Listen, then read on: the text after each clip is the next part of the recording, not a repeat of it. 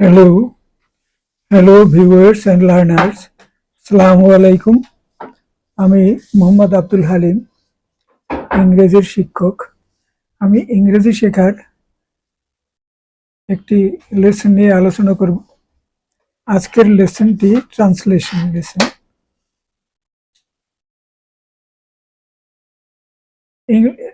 লেসনটির নাম হলো English practice class common sentences 20L।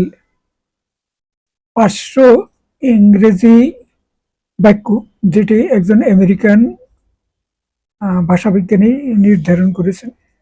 সেই 500 বাক্য চর্চা করলে ইংরেজির উপরে দক্ষতা অর্জন করা যায়। সেই বাক্যগুলো আমরা এখানে দিচ্ছি, যার মধ্যে আমাদের ইতিমধ্যে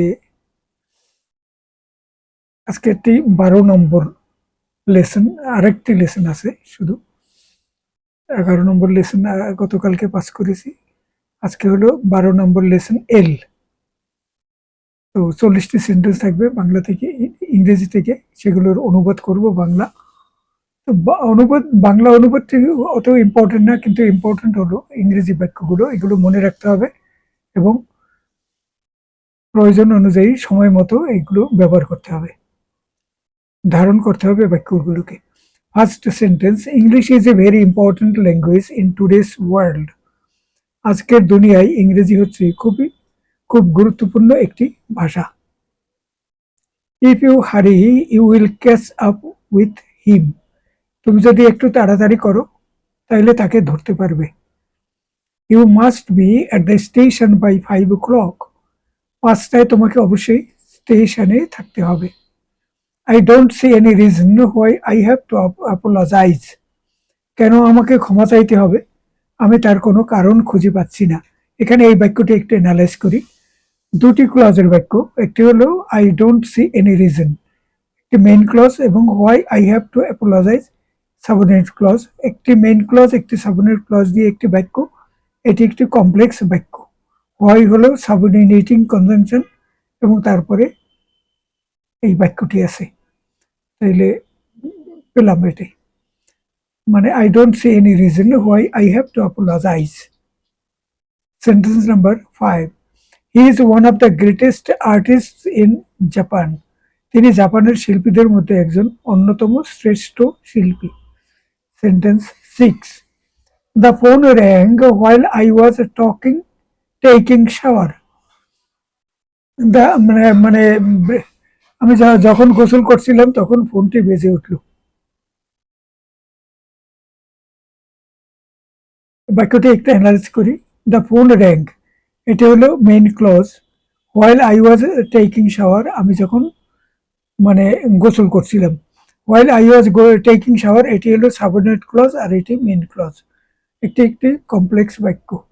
sentence number 7: the internet is an invaluable source of information. Internet হচ্ছে তথ্যের এক অমূল্য উৎস।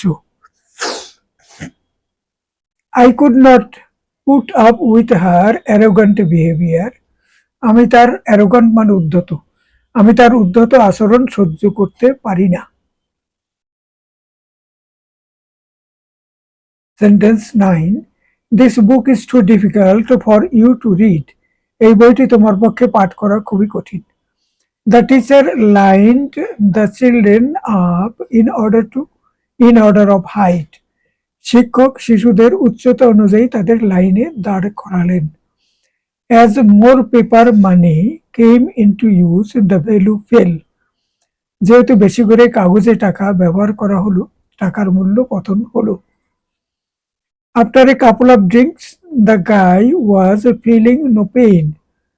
কয়েকবার মদ পান করার পরে লোকটি আর কোনো ব্যথা অনুভব করছিলেন না। She told him that she believed in astrology. ভদ্রমহিলা বললেন যে তিনি জ্যোতির্বিজ্ঞানে বিশ্বাস করেন। 2 months have passed since he left for France. তিনি ফ্রান্সে চলে যাওয়ার পর 2 মাস অতিক্রান্ত হয়েছে।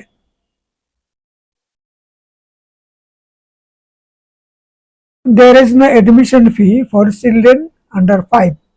5 বছরের কম বয়স যাদের বয়স, ওই সকল শিশুদের কোনো ভর্তি ফি নেই। Their trip was postponed because of the rain. বৃষ্টির জন্য তাদের ভ্রমণ স্থগিত করা হয়েছিল।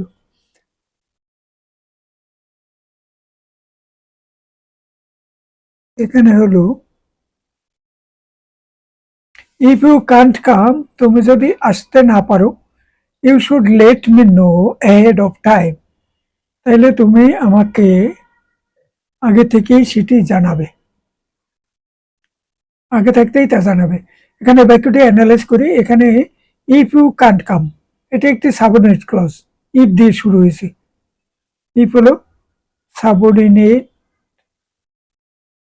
কনজাংশন, তো সাবঅর্ডিনেটিং কনজাংশন এই, তো এই এই মানে এটি হলো একটি ইফ ক্লজ, হলো মানে একটি সাবঅর্ডিনেট ক্লজ, এবং এরপরে you should let me know এটি হলো মেইন ক্লজ। এটি একটি কমপ্লেক্স বাক্য।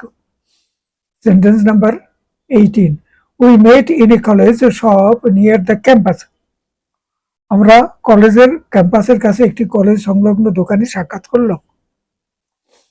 Sentence number 19, the old church on the hill dates back to the 20th century. পাহাড়ের উপরে গির্জাটি দ্বাদশ শতাব্দীতে নির্মিত। You should not have lent the money to such a person. এরকম একজন মানুষকে টাকা ধার দেওয়া তোমার উচিত হয়নি। ভিডিওটিতে সবাইকে অনুরোধ, বিনীত অনুরোধ, ভিডিওটি চ্যানেলটিতে একটু সাবস্ক্রাইব করুন এবং ভিডিওটিতে একটি লাইক দিন। Thank you all. When she saw that they had no schedule, she started one. যখন ভদ্রমহিলা দেখলেন তাদের কাজের কোনো সময়সূচি নেই, তিনি একটি তৈরি করতে শুরু করলেন। এখানে আমেরিকান উচ্চারণে শিডিউলকে স্কেজুল বলে। Sentence number 22, our teacher had a wonderful sense of humour. আমাদের শিক্ষকের অসাধারণ কৌতুক বোধ রয়েছে।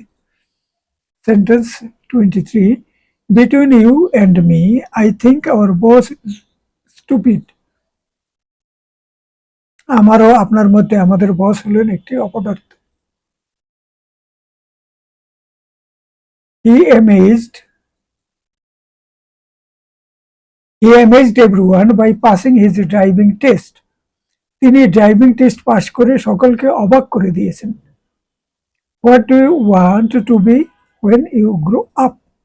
আপনি যখন বড় হবেন তখন আপনি কি হবেন? The girl was afraid to jump down from the roof. মেয়েটি দেয়ালের উপর থেকে নিচে লাফ দিতে ভয় পাচ্ছিল। There must be a way to arrive at a diplomatic solution. একটি কূটনৈতিক সমাধানে পৌঁছবার জন্য অবশ্যই কোনো উপায় আছে। The air is thin at the top of a high mountain.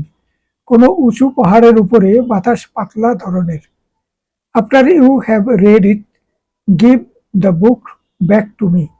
তোমার পড়া হয়ে গেলে বইটি আমাকে ফেরত দিও। You have to get this work finished by noon. কোনো সময়ের মধ্যে, নির্দিষ্ট সময়ের মধ্যে কোনো কাজ কমপ্লিট করতে হলে you have to get this work finished by noon. দুপুরের মধ্যে তোমার এই কাজটি শেষ করতে হবে। You remind me of a boy I used to know. আপনি একটি বালকের কথা আমাকে স্মরণ করিয়ে দিচ্ছেন যে বালকটিকে আমি চিনতাম।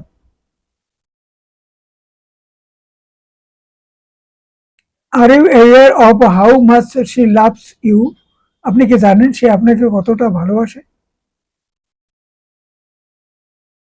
She was ashamed of herself for her carelessness. সে তার অসাবধানতার জন্য সে লজ্জিত বোধ করল।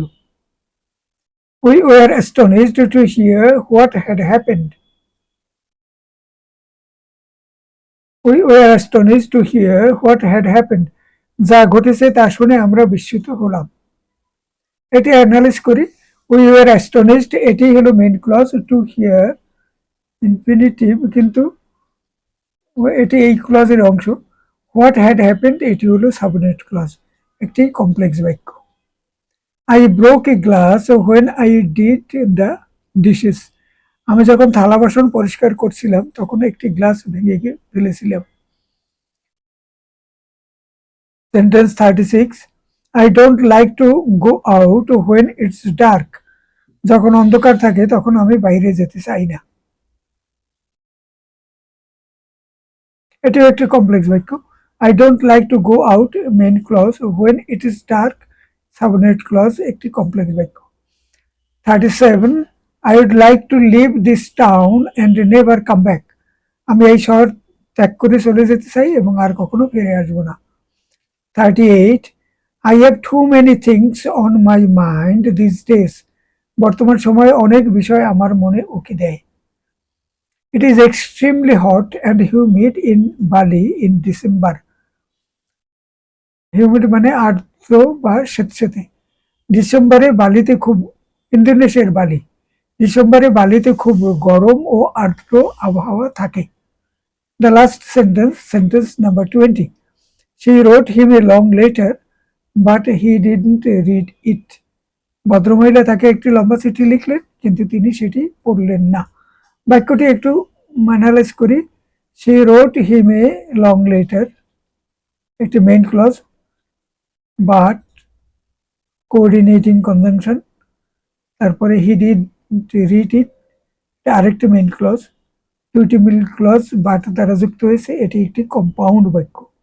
ভদ্রমহিলা তাকে একটি লম্বা চিঠি লিখলেন কিন্তু তিনি চিঠিটি পড়লেন না। তো সবার কাছে অনুরোধ, দয়া করে চ্যানেলটিতে একটু সাবস্ক্রাইব করুন। আমরা শেষ করি এখানে। Thank you all.